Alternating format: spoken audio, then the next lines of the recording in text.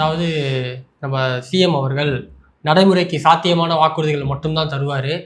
மற்ற அரசு பண்ண மாதிரி நாங்கள் வந்து சொல்லிட்டு அதுலேருந்து ஃபில்ட்ரு பண்ணி மிச்ச விஷயத்தெல்லாம் கொடுக்க மாட்டாரு. சொன்னதை கரெக்டா செய்வார் அண்ணன். இன்னொரு விஷயம் கூட சொன்னாரு. என்னது? நாங்க என்ன திமுகவா?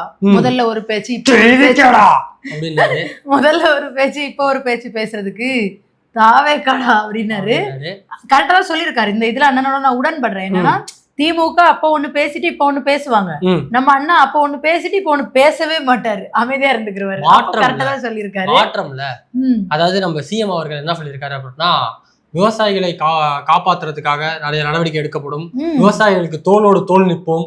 நாங்க வந்து விவசாயி கூட தான் நிற்போம், களத்தில் நிற்போம் அப்படின்னாரு. அதனாலதான் நேத்து அவர் அறிவிச்ச அந்த அறிவிப்புல சந்தோஷப்பட்டு என்ன பண்றது தெரியாம தலைமைச் செயலகம் முன்னாடி வந்து போராட்டம் பண்றாங்க. அது நன்றி சொல்ல வந்திருக்காங்க. போராட்டம் எதுக்கு? எப்படி நீங்க எங்களுக்கு இவ்வளவு ஹாப்பினஸ் கொடுக்கலாம் அப்படிங்கறதுக்காக ஒரு போராட்டம் பண்றாங்க. விவசாயிகள்லாம் பயங்கர சந்தோஷத்துல இருக்காங்க. அதாவது சிஎம் என்ன சொல்லியிருந்தாருன்னா, 5 ஏக்கருக்கு குறைவா இருக்கிற நிலம் வச்சிருக்கவங்களுக்கு முழுமையாக கடன் ரத்து செய்யப்படும் அப்படின்னு சொன்னாரு. அதுவே 5 ஏக்கருக்கு அதிகமா வச்சிருக்கவங்களுக்கு 50% வந்து தள்ளுபடின்னு சொன்னாரு. இப்ப அதே போல தானே பண்ணிருக்காரு. ஆமா அப்படியேதான் பண்ணிருக்காருல்ல. ஆமா 5 ஏக்கர்னு சொன்னாரு. இப்ப 50,000 ரூபாய் கடன் வச்சிருந்தீங்கன்னா உங்களுக்கு முழுசா தள்ளுபடி. 5 ஏக்கருக்கு 50,000 வச்சிருந்தாவா? அது தெரியல. மொத்தத்துல 50,000 ரூபாய் கடன் வச்சிருந்தீங்கன்னா முழுசா தள்ளுபடி பண்ணி. அதாவது கூட்டுறவு வங்கியில 50,000 ரூபாய் நீங்க கடன் வாங்கிருந்தீங்க அப்படின்னா அது வந்து மொத்தமா நாங்க வந்து அதுல வந்து நாங்க எந்த பாகுபாடும் பண்ண மாட்டோம். நீங்க 50,000 வாங்கினீங்கன்னா அப்படியே உங்களுக்கு ஃபுல்லா ஜாலியா இருங்க அப்படின்ட்டு. நான் இப்ப என்ன கேக்குறேன்னா, 50,000 ரூபாய் கடன் கூட்டுறவு சங்கத்துல யாரு வாங்குவாங்கன்னா, ஒரு சாகுபடி பண்றதுக்கு தேவையான காசுல 3/4 பாகம் என்கிட்ட இருக்கு, எனக்கு கொஞ்சம் தான் தேவை, அப்படி இருக்கிறவங்க தானே 50,000 ரூபாய் கடன் வாங்குவாங்க. மொத்தமா தேவை இருக்கிறவங்க எப்படி அதிகமான அமௌண்ட் தான் வாங்கிருப்பாங்க. அப்படி பார்த்தா இதனால பயனடைறது ஏழை விவசாயிகளா? அது கரெக்ட் தான். இல்ல இருந்தாலும் அவங்களுக்கும் ஒரு சலுகை அண்ணன் கொடுத்திருக்காரு. என்ன சலுகை? அதாவது 60,000 இருந்து 70,000 ரூபாய் வாங்குறவங்களுக்கு வந்து 10,000 ரூபாய் உங்களுக்கு வந்து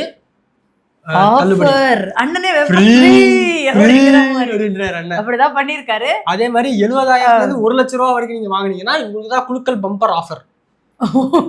ஆமா 5,000 ரூபாய் அதாவது சிஎம் வந்து தள்ளுபடி பண்றாங்க. அன்பு பரிசு 5,000. அதனாலதான் விவசாயிகள் வந்து அந்த சந்தோஷத்தை தாங்க மாட்டாம தலைமைச் செயலகம் முன்னால சந்தோஷத்தை கொண்டாடிட்டு இருக்காங்க. இன்னும் அதுக்கு ஏதாவது பதில் கொடுப்பாரு. வெயிட் பண்ணி தான் பார்க்கணும் எல்லாத்துக்கும். இப்போ மேகதாது அணை பிரச்சனை சம்பந்தமா பிரதமருக்கு ஒரு கடிதம் எழுதியிருக்காரு.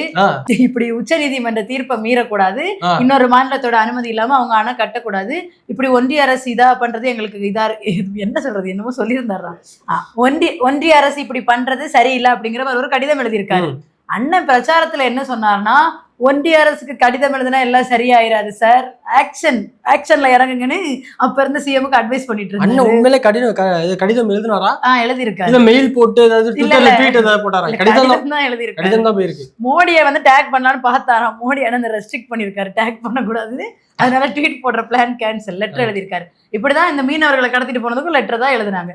இதைத்தான் ஒரு முதலமைச்சரால அதிகபட்சமா பண்ண முடியும். அதை மீறி போராட்டங்கள் நடத்தலாம். இது அண்ணனுக்கு இப்பதான் புரிய வருது. அண்ணன் போராட்டம் பண்றது சந்தேகம் தான், லெட்டர் மட்டும் எழுதிக்கலாம். அப்படியே இந்த பக்கம் பார்த்தாக்கா அமைச்சர்கள் எல்லாரும் ஒரு பக்கம் பிரஸ் மீட், அதாவது அமைச்சர்கள் கொடுக்குற, அதாவது சட்டமன்றத்துல வந்து அமைச்சர்கள் என்ன பேச போறாங்கிறத தாண்டி பிரஸ் மீட்ல வந்து என்ன பேச போறாங்கிறத ஆவலா ஒவ்வொரு நல்லா பேசுறாங்க. எல்லாரும் கண்டென்ட்டா அள்ளி கொடுக்குறாங்க. ஆமா, கச்சத்தீவை மீட்க போறீங்க சார் அப்படின்னு சொல்லிட்டு நம்ம சிஎம்மோட ஃப்ரெண்ட் ஸ்ரீநாத் அவர்களுக்கு அப்படி சொல்லக்கூடாது, போர்ட் சிட்டியா இருக்க தூத்துக்குடியே இன்னும் போர்ட் சிட்டியா மாத்த போற அமைச்சர்னு பேசணும். அவர் என்ன சொல்லிருக்காரு? ஃபுல்லா ஆய்வு போயிருக்காரு அங்க.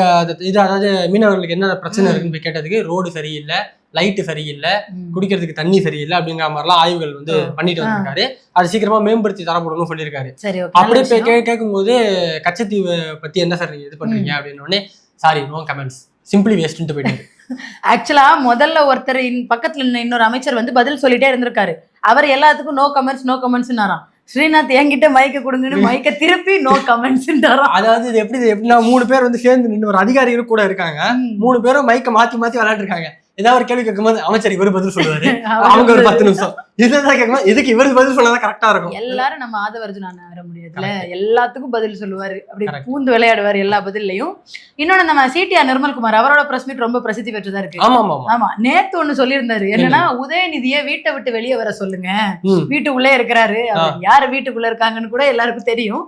இன்னைக்கு என்ன சொல்லியிருக்காருன்னா, தமிழ்நாட்டுல சட்டம் ஒழுங்குலாம் நல்லாதான் இருக்கு, சீர்கெட்டு போற அளவுக்கு ஒண்ணுமே நடக்கல அப்படின்னு சொல்லியிருக்காரு. அது நிர்மல்குமார் அவர்கள் மட்டும் சொல்லல, அமைச்சர்கள் 2-3 பேர் அதான் சொல்லியிருக்காங்க. சட்ட ஒழுங்கு, ஆமா, அந்த பால்வளத்துறை அமைச்சர் கூட சொன்னாங்க தமிழ்நாட்டுல சட்டம் ஒழுங்கு சீரா தான் இருக்கு அப்படின்னு சொல்லியிருக்காங்க. அப்பெல்லாம் ஒண்ணு நடக்கிற மாதிரி தெரியலையே, ரொம்ப அமைதியா இருக்கு தமிழ்நாடு அப்படின்னு. அப்ப நம்ம எதுவும் தப்பான இடத்துல இருக்குமா, இல்ல அவங்க எல்லாம் தமிழ்நாட்டுல இல்லையே, நம்ம வடநாட்டுல தான் இருக்கோம்.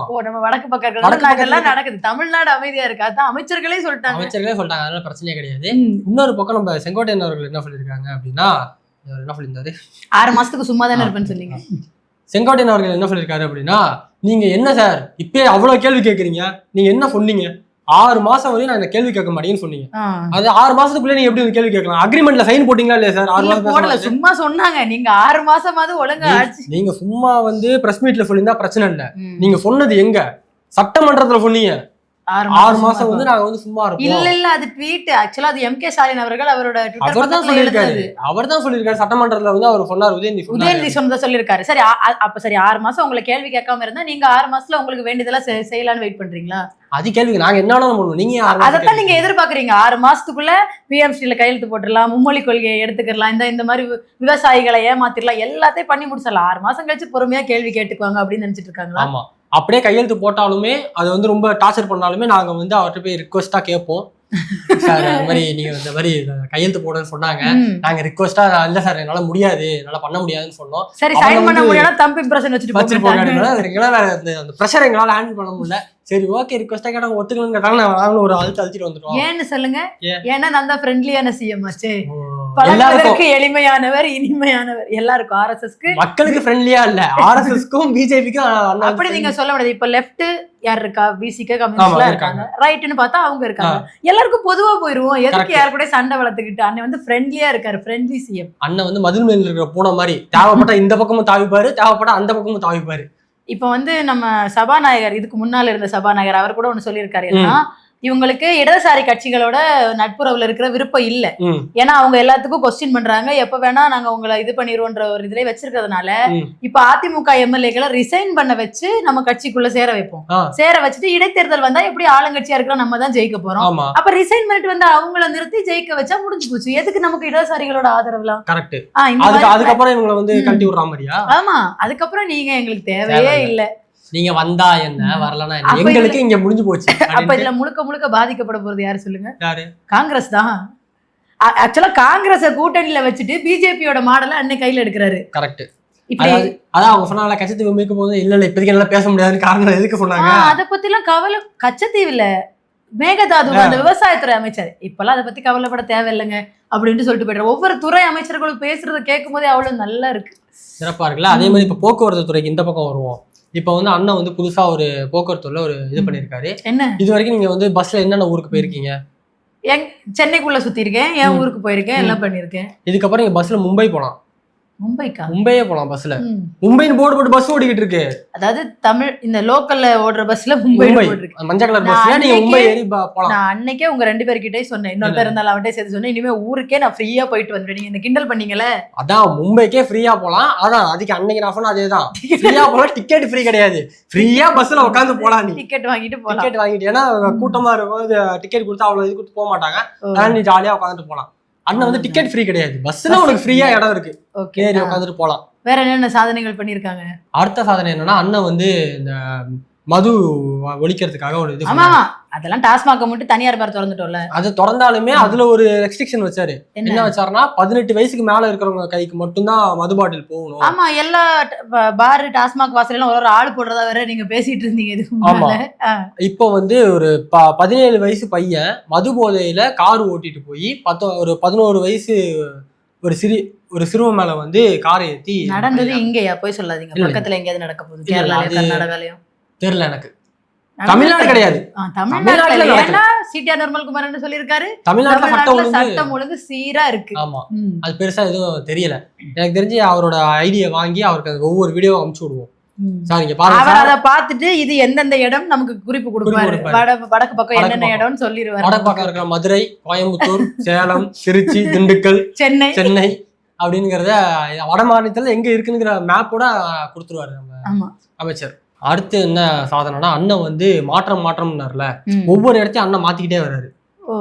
பார இது வைன் ஷாப் வந்து பாரா மாத்தினாப்புல, அம்மா உணவகத்துல அண்ணனோட போட்டோ வச்சாப்புல, அண்ணன் உணவகமா மாத்துறாங்க. இப்ப வந்து தலைமைச் செயலகத்தை கட்சி ஆபீஸா மாத்துறதுக்கான முயற்சிகள் போய்கிட்டு இருக்கு. ஆமா, ஏன்னா அதிமுகல 3 எம்எல்ஏக்கள் ராஜினாமா பண்ணிட்டு இந்த கட்சியில வந்து சேர்ந்தாங்க. சேர்ந்தது பிரச்சனை இல்ல, எங்க வச்சு சேர்ந்திருக்காங்கன்றது ரொம்ப முக்கியம். இதுக்கு முன்னாடி இந்த மாதிரி நடந்ததுக்கு தலைமைச் செயலகத்துல இப்படி பண்ணக்கூடாதுன்னு கண்டனங்கள் எழுந்த பிறகு அவ்வளவு தைரியமா இதை நடந்திருக்கு. நேத்து நடந்தது. அது போக அதுக்கப்புறமும் நிறைய பேர் அவரை அதாவது கண்டனம் சொன்னதுக்கு அப்புறமும் இன்னைக்கு இசக்கி ராஜான்னு ஒருத்தர் மறுபடியும் தலைமைச் செயலகத்திலேயே கட்சியில சேர்ந்திருக்காரு. அதாவது என்னன்னா, நாங்க தலைமைச் செயலகத்துல எங்களால அவ்வளோ ஒரு பிரஷர்ல நாங்க ஒர்க் பண்ணிட்டு இருக்கோம், மத்த வேலைகளை எங்களால பார்க்கவே முடியல, வெளியே போக நேரம் இல்ல, வீட்டுக்கு வந்துருங்கன்ற மாதிரி ஆபீஸ்க்கு வந்துருங்கன்னு சொல்லிட்டோம். அதான் செங்கோட்டையன் சொல்லிருக்காரு, காலையில வந்து காலையில இருந்து ஈவினிங் வரைக்கும் இங்கே உட்காந்து வேலை பாக்குற முதலமைச்சர் இவர் சாப்பிடுறாரு, இங்கே சாப்பிடுற முதலமைச்சர் இவர் தான் அப்படின்ட்டு. அப்புறம் எவ்வளவு ஹெக்டிக்கான ஒர்க் போயிட்டு இருக்கோங்க. வீட்டுக்கு எதுக்கு போயிட்டு தலைமைச் செயலகத்துல செட்டில் ஆயிருங்க. அது 6 மணிக்கு மேல ஆட்டோ ஓடாது, வீட்டுக்கு போய் தான். சரிதான். இந்த மாதிரி பல மாற்றங்கள், நல்ல மாற்றமா இது வரைக்கும் எதுவும் தெரியல. நேத்து கூட நம்ம சொல்லியிருந்தோம், விளாத்திக்குளம் கேஸ்ல முதல்வரை பாராட்டி இருந்தோம். ஆமா, அது முதல்வரை எதுக்கு பாராட்டியிருந்தோம் அப்படின்னா, விளாத்திக்குளம் கேஸ்ல டிஎம்கே வந்து அதுக்கான குற்றப்பத்திரிகை தாக்கல் பண்ணி அதை இது பண்ணியிருந்தாலும் அதையும் வந்து கிடப்புல போடாம, அதையும் வந்து ஸ்லோ ஆக்காம சீக்கிரமா செஞ்சுட்டாரு அப்படிங்கறதால தான் போன வீடியோல வந்து முதல்வருக்கு வந்து நன்றி அப்படின்னு சொல்லியிருந்தோம். நீங்க வந்து அதை மாத்தி புரிஞ்சுக்கிட்டீங்க, முதல்வர் தான் இதுக்கு வந்து வாங்கி அப்படின்னு சொன்ன மாதிரி நீங்க நினைச்சுக்கிட்டீங்க. அப்படி சொல்லல, இதுல எப்படி சொல்லியிருந்தோம்னா, இதையும் தாமதப்படுத்தாம பண்ணிட்டாங்களே அப்படிங்கிற ஒரு இதுலதான் முதல்வருக்கு நன்றி சொல்லியிருந்தோம். சரி, இன்னும் வேற என்னென்ன மாற்றங்களை வந்து 5 வருஷத்துக்கு இருக்கு பண்ண போறாருங்கிறத வெயிட் பண்ணி பார்ப்போம். நன்றி.